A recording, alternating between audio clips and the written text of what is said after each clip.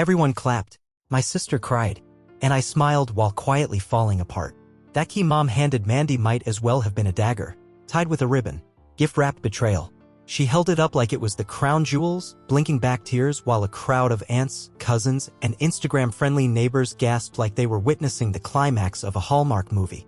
What they didn't know was that I paid for that moment. Literally. 6 years. 72 payments. Over $80,000. And it all vanished with a speech and a sentimental key. Mom raised her glass. This home has meant everything to our family. And now, Mandy, I want it to be the foundation of your new life. Mandy sobbed. The crowd applauded. Someone shouted, "Best wedding gift ever." And I stood in the corner with a plastic plate full of potato salad and regret, nodding like none of it made me want to scream. I kept smiling through the rest of the bridal shower like I hadn't just been erased from my own history. Helped clean up. Took photos. Scraped pink frosting off a folding table like I wasn't internally detonating. Every time someone congratulated Mandy or praised Mom's generosity, I felt like I was being buried alive, smiling while the dirt piled higher. Later that evening, while Mandy and Mom laughed in the kitchen about floral arrangements and honeymoon options, I stepped in, heart pounding like I was about to rob a bank. "You gave her the house?" Mom looked up, startled. "It's symbolic," she said. "She's starting a new life." I thought, "No, it's not symbolic. It's legal. You transferred the deed." She blinked. "How do you know that?" "Because I still get the mortgage notifications. The ones I've been paying since 2019. The room fell silent. Not the uncomfortable silence of a misstep. The devastating kind. The kind that says, "Oh God, I never asked." "You said it was a bank hardship program," she whispered. "It was. Me. I was the program." She sat down like her legs buckled beneath her. Her hands trembled in her lap. "I thought you were helping with utilities, groceries. Maybe insurance." I didn't think it mattered. Think to ask. For 6 years, I carried that mortgage while living in a second-floor apartment with duct-taped windows and a couch that should have been condemned. I missed vacations, canceled dates, lived off ramen and pride.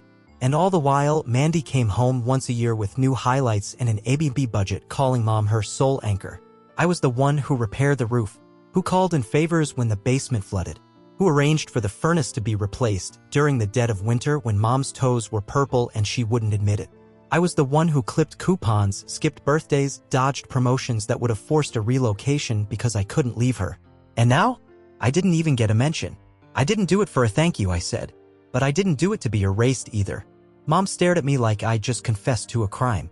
But the crime was hers, forgetting the son who stayed, who sacrificed, who rebuilt a house she nearly lost, and giving it away like a damn door prize.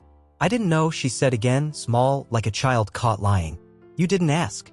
I waited for her to offer something more. A plan. An apology. A single step toward acknowledging what I'd done. Instead, she just cried. The quiet, helpless kind that makes you feel cruel for telling the truth. That night, I packed in silence. Left before sunrise. I didn't slam the door. Didn't write a note.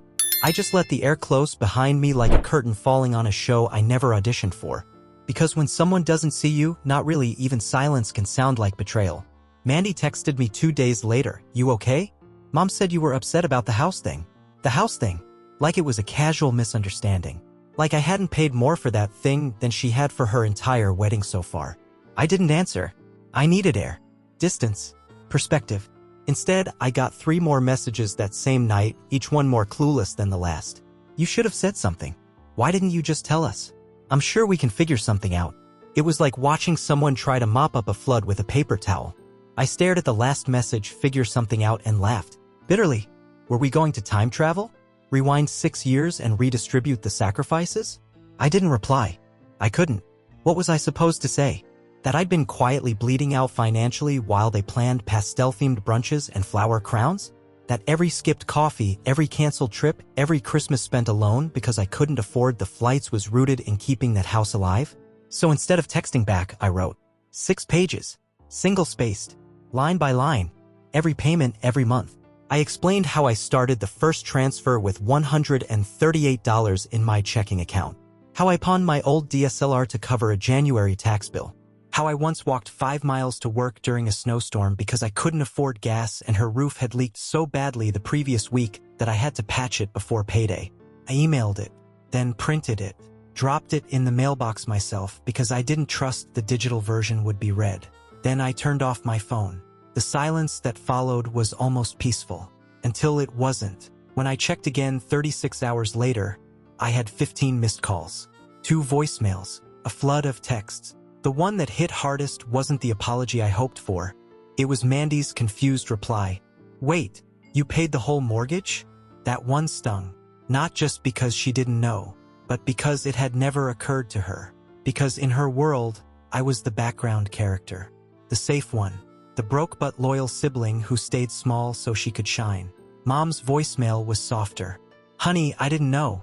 Please call me. I need to understand." But that was the issue. They didn't want to understand when it mattered. Not when I was skipping meals to keep the lights on. Not when I came home from work at 10 p.m. and still dropped by to unclog her drain. Not when I said I couldn't make it to Mandy's engagement party and everyone assumed I was just being antisocial. They didn't ask. They just let me carry it. Quietly. Invisibly.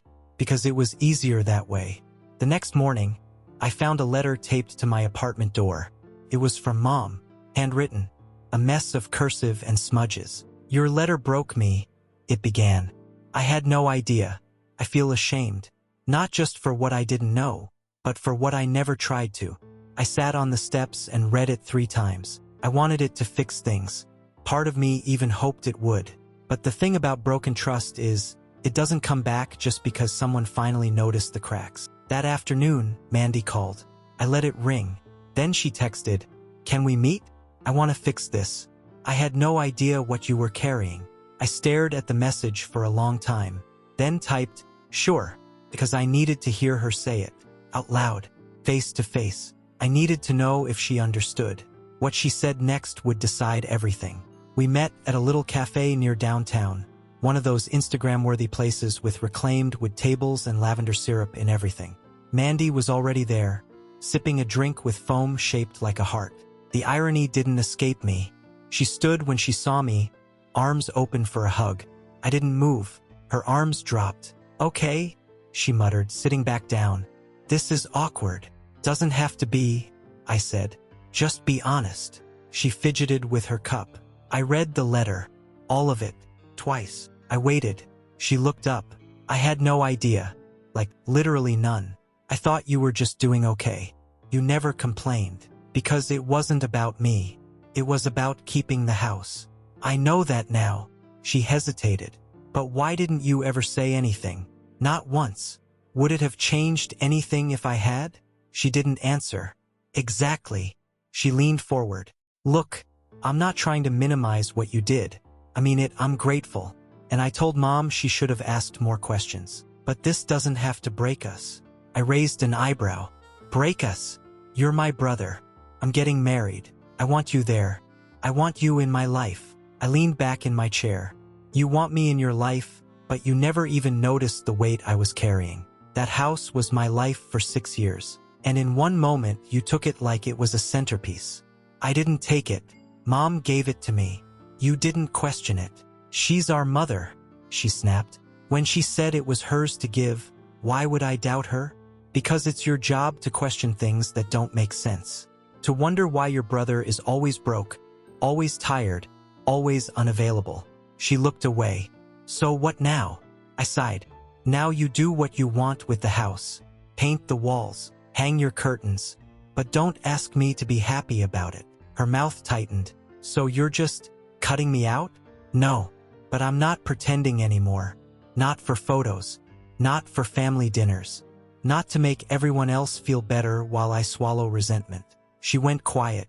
Then, after a long pause, said the one thing I didn't expect. "I'll give it back." That stopped me cold. "What?" She swallowed. "If it means that much, I'll tell Mom to undo it. The deed. Everything. I don't want to be the villain here." "You're not the villain," I said quietly. "You're just part of a story that forgot to write me in." She didn't argue, but her eyes glistened, and she blinked like she was trying to hold something back. "I wanted to think I earned it," she whispered. "That I was finally doing something right. That Mom saw me. That landed heavier than I expected. Because maybe this wasn't just about what I lost, but about what Mandy never got." "I get it," I said after a pause. "It's not just a house to you either." "No," she said. "It's proof that I matter."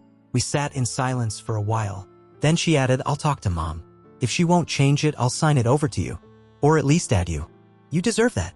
I don't want to own it, I said. I just want to stop feeling like a ghost in a story I built. We left it there. No hug. No big dramatic exit. Just a quiet nod across a half-finished latte. That night, Mom called again. Left a voicemail. Said she wanted to talk. Said she was ready to make it right. I didn't delete the message. But I didn't call her back yet either. Because forgiveness might be on the table. But forgetting? That's a whole other thing. I finally called her back. It took me 3 days, 2 long walks, and 1 emotional breakdown in the middle of doing dishes. But I dialed. She answered on the first ring. Honey, she breathed like my voice was air she hadn't taken in weeks. Thank God. I didn't say anything at first. Just waited. I read everything, she continued. Your letter.